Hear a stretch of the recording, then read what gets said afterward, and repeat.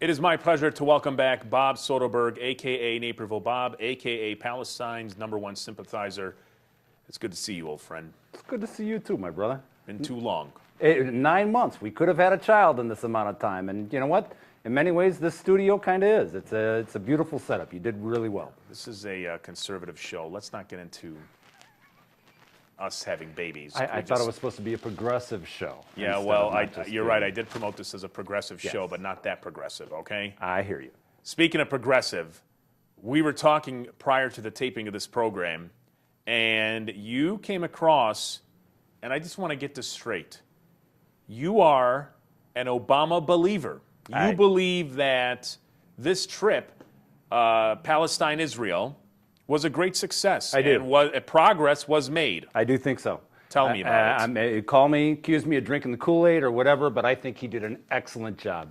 We had a president of the United States who spent political capital to go over and do what no other president has done before. President Bill Clinton did not make a push for peace between the Palestinians and the Israelis. He made a push for peace. Even President Bush.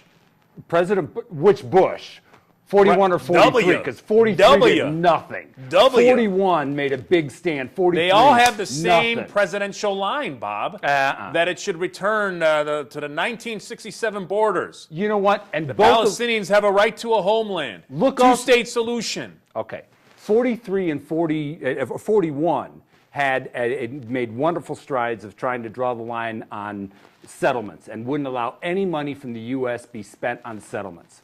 So I'll give Bush 41 there. He made some strong stands. And when we got to Clinton, Clinton made a good stand too. But look at who he had to deal with. He had Rabin. Don't forget that it was a Rabin who got shot in the head by a Bibi supporter. Let's get back to President Obama, though. Let's go back there. Let's go back to Obama. So now he's dealing with a guy who's a supporter of his, shot Rabin. Okay, that's who he's dealing with. So he has the guts to walk into a stadium packed with kids and make a plea to them that, you know what, it's time for a Palestine state. And when he did that, he got over 30 applause lines. To think that he could walk in there and talk about the need for Palestinian statehood in the way that he did, to say that the students, you know what, we've got a clip, I'd like to show that clip, and we can come back and talk about it. The only way for Israel to endure and thrive as a Jewish and democratic state is through the realization of an independent and viable Palestine. That is true.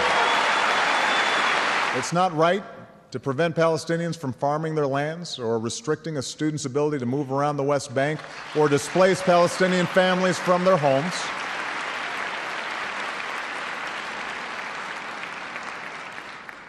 Neither occupation nor expulsion is the answer.